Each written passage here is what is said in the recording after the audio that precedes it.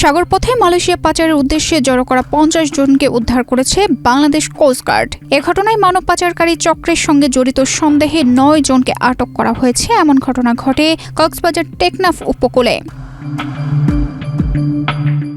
Coast guard Teknaf স্টেশনের lieutenant commander Mohammad মুত্তাকিন সিদ্দিকী জানান, শুক্রবার সন্ধ্যা ৬টা থেকে রাত ১২টা পর্যন্ত সাপির দ্বীপ ও পাহাড়ছড়া সংলগ্ন সমুদ্র এলাকায় বিশেষ অভিযান পরিচালনা করা হয়। একমাত্র স্মার্ট সিটি বসুন্ধরা, আধুনিকতায় এক ধাপ এগিয়ে।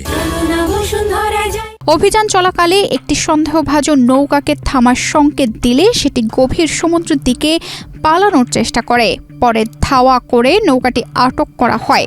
তল্লাশি চালিয়ে নৌকাটি থেকে ৫০ জন উদ্ধার করা হয়।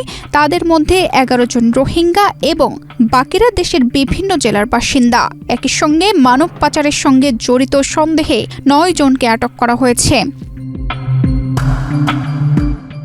প্রাথমিক জিজ্ঞাসাবাদে জানা গেছে, সংঘবদ্ধ মানব পাচারকারী চক্র বিদেশে উচ্চ বেতনের চাকরি ও উন্নত জীবনের প্রলোভন দেখিয়ে এসব মানুষকে টেকনাফে নিয়ে আসে। পরে তাদের বিভিন্ন গোপন আস্তানায় আটকে রেখে নির্যাতন ও মুক্তিপণ আদায় করা হতো। এরপর সাগরপথে মালয়েশিয়া সহ বিভিন্ন দেশে পাচারের পরিকল্পনা ছিল। উদ্ধার হওয়াদের মধ্যে কয়েকজনকে দেশের বিভিন্ন স্থান থেকে অপহরণ করে আনার তথ্য পাওয়া গেছে।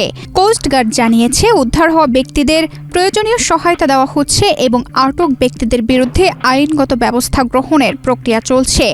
মানব পাচার ও অবৈধ অভিবাসন রোধে এ ধরনের অভিযান ভবিষ্যতেও অব্যাহত থাকবে বলে জানিয়েছে বাহিনীটি।